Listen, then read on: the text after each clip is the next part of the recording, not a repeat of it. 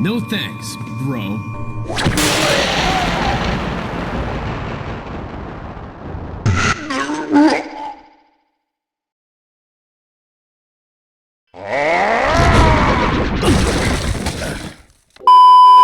The word masterpiece is often used very liberally when it comes to modern media analysis, especially on the internet. For a long time now, it's felt like you couldn't be on YouTube or even on any other social media platform for more than a few minutes without people calling some new piece of popular media a masterpiece, or perfect, or peak fiction. Yet, for such a commonly used word, most people who use it don't really seem to put much thought into what exactly they think makes something a masterpiece. What it is that elevates something from beyond just a simple good piece of art to a true masterwork. And it's easy to understand why. While you may emotionally feel like a piece of fiction is perfect, it can be hard to communicate why you feel that way, and oftentimes not everyone is going to feel the same way as you for one reason or another. At the end of the day, art will always be somewhat subjective after all. I myself am not exempt from this, and I also often struggle to truly explain what makes something reach that next level, what makes it a masterpiece. That's the reason why I personally try to shy away from using the word too often, as I think it can be somewhat reductive to put such a label on so many pieces of work simply because I believe them to be excellent. There are, however, two traits I can say with confidence enhance something beyond simply just being good and can elevate it to a higher level, and those are innovation and impact. Whether it be creating or popularizing an entirely new genre, causing a widespread phenomenon, breaking ground with new techniques or effects, or even just completely reshaping how the modern world thinks of a type of story, pieces of media who fit this description often feel in a different league from much of what surrounded it. They're the kind of media that even after decades are still talked about, and their influence can still be felt through things that came after. While cinema and novels have their own list of examples to draw from, I think there's no form of art that showcases this better than video games. Video games interact with the audience in a far more personal way than most other forms of media do, as you are far more involved in the experience. And it's because of that involvement that it's often easier to see the effect one fantastic game can have on the entire industry. Whether it's through mechanics it invented or popularized, its narrative and tone, or even just its sheer popularity due to being at the right place at the right time, you can often see the game's fingerprints all over gaming history after its release. It's games like these that you can play even decades after the fact and still understand why they were so inspiring, no matter how dated the graphics or gameplay mechanics may be. And when it comes to games like that, there are no better examples than Resident Evil 4 and The Legend of Zelda: Ocarina of Time. While the two games are separated by almost a decade, and in all honesty probably aren't brought up in the same conversation all too much, I think there are more similarities between the two than might initially seem to be the case. Both games were immediate critical successes, being almost universally praised, and it's easy to see why. Ocarina was one of the first 3D games of its kind. It introduced the world to mechanics that would become mainstays in gaming for decades to come, all while impressing everyone with its scale and narrative. Resident Evil 4 may not be as immediately innovative at a first glance, but it was still a trailblazer in its own right. It was one of the first games to popularize the over-the-shoulder third-person camera and use it to great effect, showing its potential to become one of the two main cornerstones of shooter games, along with first-person. Things like shooting certain areas of an enemy's body for different tactical benefits, being able to stun enemies for melee attacks, and even QuickTime events, regardless of how overused and polarizing they became. All were popularized by this one game, and the game's narrative certainly also had an impact on many of the flashy action-oriented games that would become prominent in the latter half of the 2000s and early 2010s. These two games are both cornerstones of gaming history, and I think if you remove either of them, it's impossible to know just how much the landscape of video games would be different. Both games also happen to be the fourth entry in an already very successful franchise, yet in many ways overshadowed what came before them. Maybe there's something about the number 4 that takes things to the next level.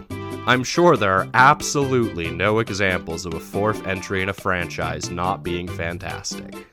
Joking aside, I do think that's something particularly interesting about these two games that connects them in a way a lot of people don't think about. Both The Legend of Zelda and Resident Evil were two of the most popular gaming franchises in history, even before these games came out, and I'm sure there are some people who believe that one of the older games in the franchise are even superior to the two I'm talking about today. Perhaps I'm in the wrong here, but I feel like it's a rare situation. Usually masterpieces are what popularize a franchise, or what turn it into a franchise to begin with. Sequels, if anything, are often viewed with a lot more scrutiny and need to work very hard to even escape the shadows of the original, let alone be more influential than it. So what happens when a new entry is so good, so amazing, that it starts to overshadow the games that came before it rather than the other way around? How does it affect things? How do the creators even follow it up? How does a masterpiece affect a series? I'm going to start with Resident Evil since I think it's a lot easier for anyone to see how the original trilogy differs from Resident Evil 4. The first 3 Resident Evils were pioneers in the survival horror genre, although if you were to compare them to modern survival horror games such as Dead Space or even Alien Isolation, you'd find there are many differences that set them apart. The most notorious of these are the fixed cameras and tank controls, which many younger gamers consider outdated and frustrating,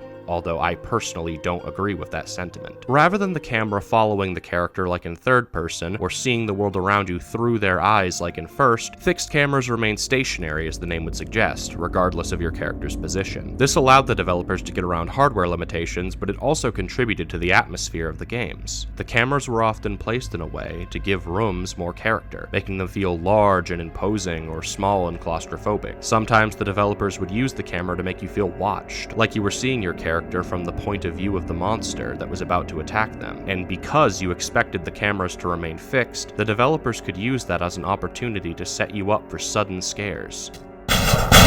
The tank controls, meanwhile, were implemented to limit your mobility. To use the controls properly, you need to put extra thought into the direction you're pushing the buttons, making the movement less fluid and making it far easier to make a mistake and get caught. This turned the slow-moving zombies into genuine threats that sometimes it will be difficult to avoid, which makes the option of simply killing them a lot more tempting, and this dilemma only worsens when you begin to encounter more dangerous and aggressive enemies. That, of course, leads to the fundamental core of survival horror, resource management. Ammunition, health items, even the amount of times you can save the game. All of these are finite resources that you need to try to conserve as much as possible. Killing an enemy might make it easier to pass by, but it uses your resources and offers you nothing in return other than safe passage. This turns every combat situation into a question of if it's even worth it to engage, and those hard decisions are what the games are based around. Finally, in contrast to most modern horror games, the music of the original trilogy was a huge part of the game's atmosphere.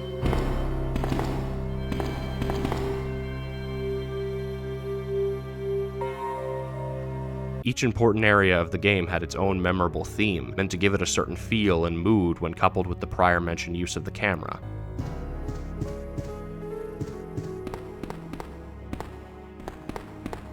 To the point where, even when you're backtracking and there's no danger, the mood can be incredibly oppressive.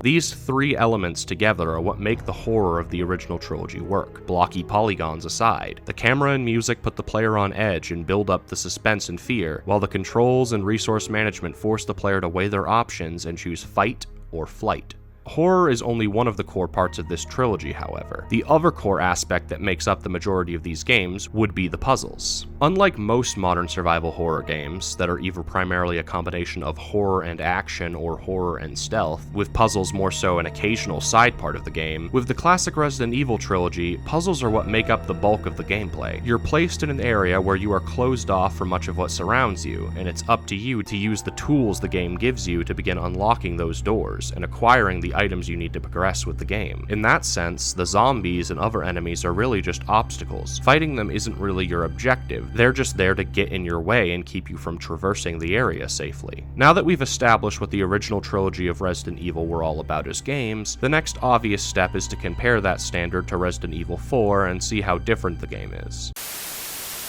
Can you see all of me? Walk into my mystery. Unsurprisingly, to anyone who has probably ever played the games before, the answer to that is extremely different. The most obvious difference is the change to the third-person camera, which some would consider an inherent positive, but the effects brought on by this change are far more far-reaching than you might initially think. In the fixed camera games, the developers generally assorted each room in a specific way to highlight certain objects or features to the player, and this led to the majority of these games taking place in tight spaces, where those details could be better shown. Resident Evil 4 RE4, meanwhile, takes advantage of the now more mobile camera by setting the game in more wide open spaces that allow the player to take advantage of this new viewpoint. The combat was also altered heavily by this single change. Whereas in the fixed camera games, the combat was mainly about positioning and trying to use the weapon that was most efficient for each situation, Resident Evil 4 puts much more emphasis on aim and quick reflexes. Because you can shoot everything in front of you more precisely now, shooting itself becomes a more complicated part of the game that the camera plays into, be it shooting certain parts of the body to stun or disarm an enemy, shooting a projectile out of the air, the list goes on. The game still tries to hold on to some of that puzzle-like quality of the original game's combat by often forcing the player to choose which enemy they need to focus on to keep the situation under control and avoid taking damage, but in the end, even this is far different than what the combat once was. As for the music, since being in more open areas require you to be more aware of your surroundings, the once atmospheric and tone-setting music of the first 3 games is mostly gone, only returning in save rooms and during combat sections in order to add to the adrenaline of the situation. Resource management has been all but stripped from the game, where before combat was never the main goal and the enemies you faced were just obstacles in your path, now combat makes up just about the entire game. Enemies drop money and ammo, actively incentivizing you to fight them, and that money can be used to buy new weapons and upgrade your old ones, making you more dangerous and more ready to handle the threats the game throws at you. While before combat made you weaker by draining your resources from you, now it makes you stronger. Last, of course, is the old game's focus on puzzles, which as I already hinted at was heavily reduced in RE4 in favor of more combat. There are still a few puzzles scattered throughout the game, but not only are they few and far between, they are far more simplistic than the puzzles of the original trilogy, to the point where usually you can solve them without much effort at all. Of course, I still struggled with them, but that's irrelevant. At the end of the day, Resident Evil 4 in many ways completely turned its back on much of what the older games were about. Whether this was intentional to increase the game's audience or merely a side effect of changes like the game's perspective, it's hard to say with complete certainty. In the end, most people, even huge fans of the franchise, didn't care about how different the game was because, as I said before, the game was just about perfect all the way through, and still holds up to this day. While that saved RE4 from harsh criticism, though, that kind of lightning in a bottle, near perfect quality is not the kind of thing even talented developers can replicate. But at the same time, with RE4 easily becoming the most successful game in the series, Capcom couldn't just walk away from what made the game so popular. As a result, in the coming years, Resident Evil would start to become more defined by the standard Resident Evil 4 set rather than its predecessors. Resident Evil 5 upped the focus on action even more, to the point where you started fighting zombies ducking behind cover with AK-47s, like this was some kind of Call of Duty crossover, and Resident Evil 6 took things a step even farther than that, with the game becoming notorious for its borderline goofy action movie qualities. While Resident Evil 5 sold well, people were already beginning to grow tired of the increasing focus on action, and this was reflected by the commercial failure of Resident Evil 6. In the end, neither game is nearly as fondly remembered as RE4. That spark of brilliance had faded, and it was clear that many of the lessons Capcom had learned from their masterpiece were doing more harm to their new games than good. Moving on to Ocarina of Time, I expect that some people are going to be far more skeptical of what I have to say. Compared to the very blatant changes to the formula done by Resident Evil 4, Ocarina of Time feels far more faithful to the games that came before it. At its core, the game is still an action-adventure game, with puzzles, dungeons, a large amount of items to collect. Most of the things people associate with Legend of Zelda are still in Ocarina in some form, and in that respect, I do think it should be acknowledged that Ocarina of Time does not nearly feel like the betrayal that Resident Evil 4 in some ways did. However, Ocarina was also one of the most innovative and inspirational games of all time, charging headlong into the 3D era and paving the way for others to follow. And in order to truly innovate and create something new, sacrifices will inevitably have to be made. So while Ocarina may be more faithful, there were still parts of the formula that were lost in translation from the previous games, forcing the game to create its own identity. The original inspiration for The Legend of Zelda came from Shigeru Miyamoto's exploration of the outdoors as a child, and this is reflected very strongly in the gameplay of the first game. The first game's story is extremely bare bones, with the majority of it not existing within the game itself. Once you get your sword, you're essentially set loose and allowed to go exploring, and the game is built around the idea that you will take your own initiative and have fun exploring the world and looking for secrets, much like how a child would be making their own fun exploring the forests or some other location around their home. The dungeons still exist, but outside of some specific examples, you can complete them in almost any order you want to. Apparently, there are 672 different orders you could complete them in, at least allegedly. As a result, the game heavily emphasizes player agency and lets you play the way you want to for the most part. This sort of emergent storytelling, where the player's actions are what dictates what happens in the game rather than pre-scripted events, is still present in many popular games to this day, and The Legend of Zelda was arguably one of, if not the first game to get that concept right. A Link to the Past, the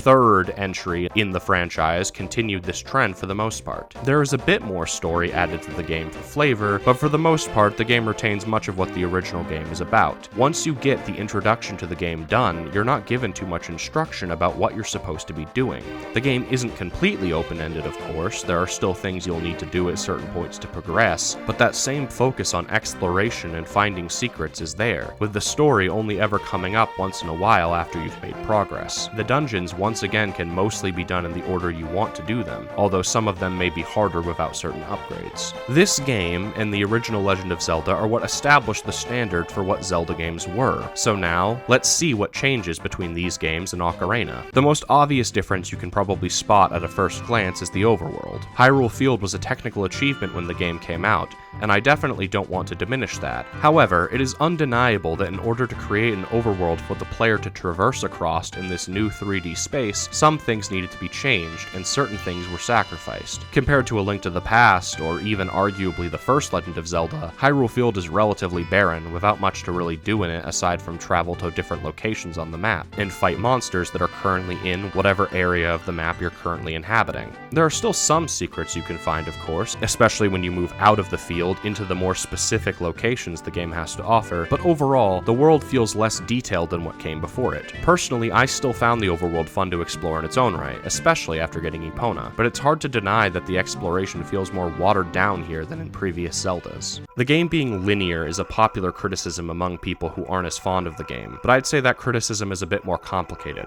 Compared to the games that came before it, the game certainly feels more linear. Just going off the very start, the first 3 dungeons are basically required to be completed in order. After finishing the Deku Tree, I tried to see if I could go to Zoro's domain first and do Jabu Jabu before Dodongo's cavern, but was quickly reminded I couldn't even get inside the area without bombs, which are required in the second dungeon. This is obviously a pretty big departure from the older games, which were far more open-ended with the specific order you had to do dungeons. Once you reach the second half of the game, though, things open up a bit more, which is not something I see a lot of people talk about. I didn't really think about it until I had already blown through the first 2 adult dungeons, but realistically, you don't need to complete the first 3 temples in any order. Once you have the hookshot from the graveyard, you should be able to access any of them if you know where to go. After that, the last 2 temples can also be completed in whichever order you prefer. With that in mind, the only true restriction you have is that you need to do the child temples first, then do Shadow and Spirit last, which means there is more variety than you might think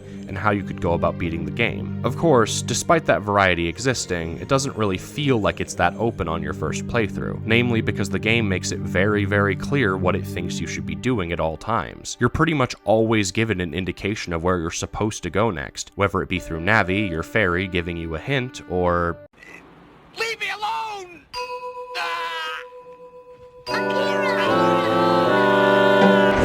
No, no, no, no, no, no, no! Wait! Wait! Oh! Ah! No! God! I just want you to stop!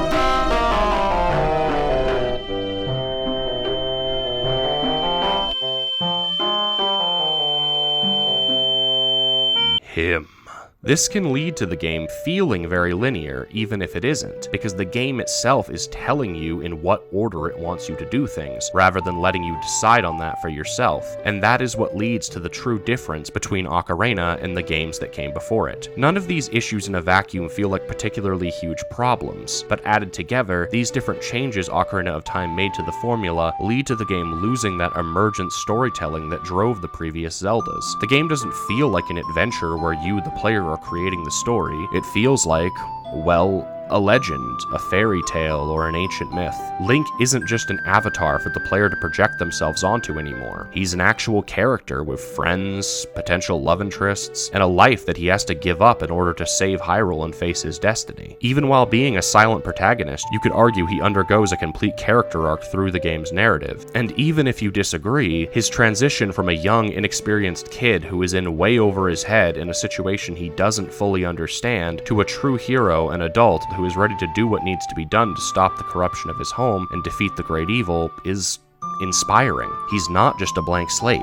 I say this because I want to make it clear that I am not disparaging Ocarina for having an actual narrative, like some others do. The story of Ocarina of Time is probably one of my favorite narratives in all of gaming. It's a beautiful modern depiction of the hero's journey that I think many stories, both inside the world of gaming and out, can learn from, and it deserves every single bit of praise it gets. However, I do think it'd be disingenuous to imply that Ocarina of Time wasn't a departure from what The Legend of Zelda once was, and because the game was an innovative masterpiece, Nintendo desperately wanted to replicate that same beauty in the games that came after. The direct sequel of Ocarina, Majora's Mask, was hastily developed in a single year, and as a result, it couldn't afford to imitate Ocarina as closely without being called derivative. But even this sequel still shows the effects of Ocarina of Time by once again creating a true narrative for the player to experience, one that could be argued to be a direct continuation of everything that happened in Ocarina of Time. The next two sequels, Wind Waker and Twilight Princess, follow in Ocarina's footsteps even more closely, and while both are still excellent games in their own right, the separation Ocarina started between classic and modern Zelda had only been widened by these two releases, which once again favored telling a story over player agency. The final step in this change was Skyward Sword, a game that took much of what was left of classic Zelda and disposed of it. Rather than a connected overworld, you travel through 3 separate areas that serve as momentary obstacles to progressing, that you can then bypass after unlocking a shortcut or a warp statue. And of course, because these areas aren't designed to be an open world, any secrets found within them is going to be a lot less interesting or rewarding,